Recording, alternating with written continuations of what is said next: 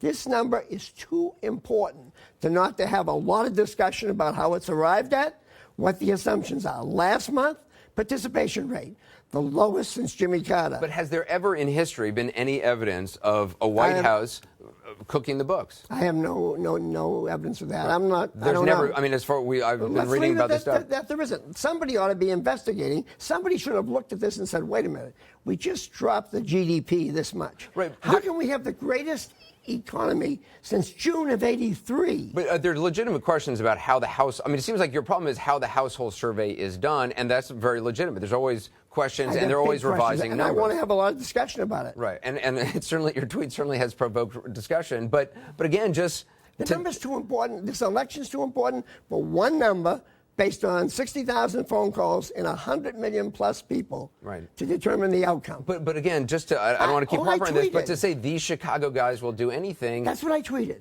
Right, but you don't stand by that tonight. What do you don't stand by it? I've got a tweet out there that I stand by. Right, but you don't regret. I can't prove anything that they did anything to anything. But I mean, in your heart, you believe they somehow cooked the books? I don't really know, but I do know this: that these numbers are implausible.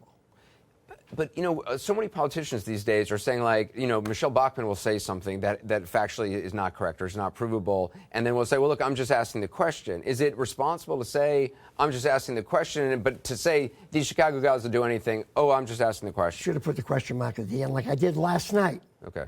A question mark would have been better at the back of that. Okay. So you are kind of backing away from the Chicago guys part. I'm backing away. I'm not backing away from anything. You wish you could amend your tweet to put a question mark. I wish I had a mark. question mark at the back of it. But the same implication is there. Okay. I want to bring in our business correspondent, Ali Welch, because I don't pretend to be an expert on this stuff. Ali, where do I look? To that camera? Okay, that camera there. Ali, what did you make of Jack Welch's tweet, and what are you saying tonight?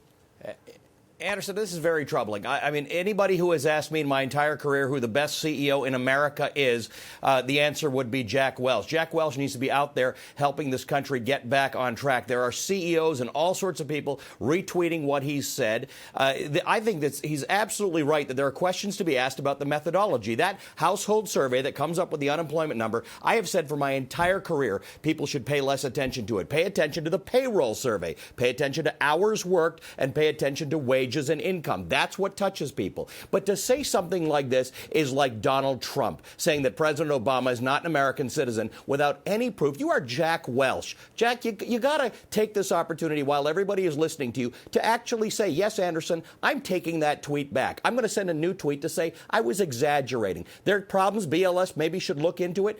But to actually throw out an accusation, that's like asking the government, how often do you beat your wife? I should have had a question mark, Ali, at the back of it. Let's face it, okay? But the facts are, Ali, no matter how you want to look at this, we had 25 economists polled before this number came out.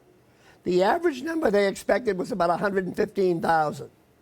Not one of them had a number below 8.1.